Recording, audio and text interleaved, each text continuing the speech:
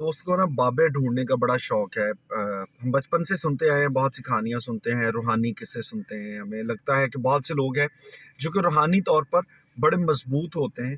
तो इस तरह के लोगों के लिए एक इस्तिलाह बाबा जी की इस्तेमाल की जाती है।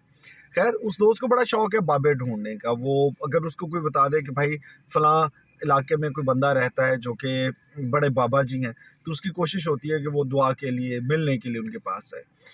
कई बार डिस्कस हुआ, मुझे कहने लगा कि यार वो बाबे जिनको मैं ढूंढ रहा हूँ मुझे बाबे नहीं मिल रहे। एक दोस्त को साथ लिया और किसी ने बताया कि कलर खार के इलाके में फलां जगह पे एक शख्सियत है, आप उनसे जाके मिले, वो बहुत बड़े बाबा जी हैं।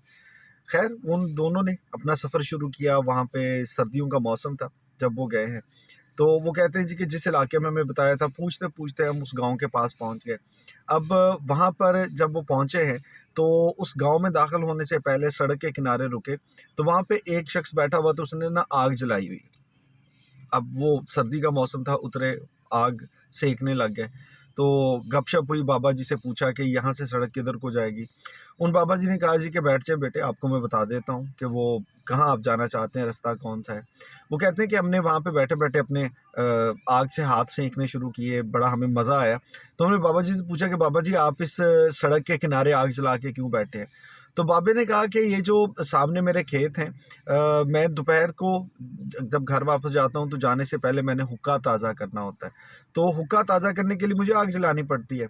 अब मसला ये है कि अगर मैं आग जलाने के लिए अपने खेतों में आग जला लूँगा, तो उसका फ़ायदा सिर्फ़ मुझे होगा। तो मैं सड़क के किनारे, चूँकि मौसम सर्दी का है, यहाँ पे आके लकड़ियों को आग लगा लेता हूँ। मेरे हुक्के के लिए कोयले भी बन जाते हैं और आते-जाते बहुत से लोग यहाँ पे रुकते हैं, आग सेंकते हैं, गपशप हो जाती है।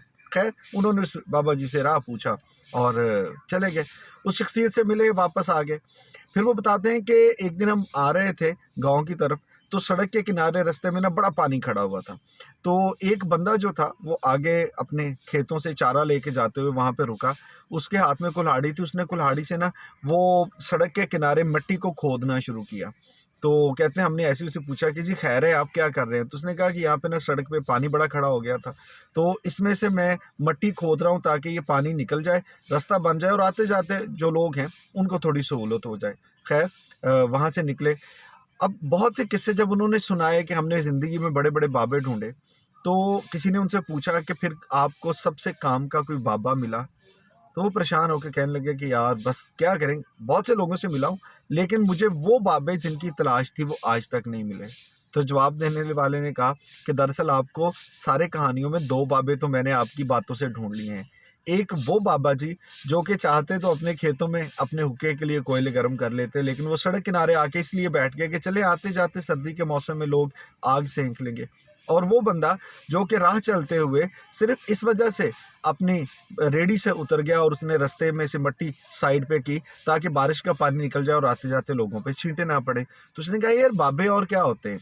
यही तो बाबे होते हैं ना।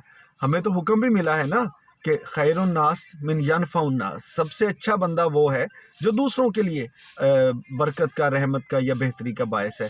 तो अगर वो दूसरों के लिए बेहतरी कर रहे हैं तो बाबे यही तो होते हैं।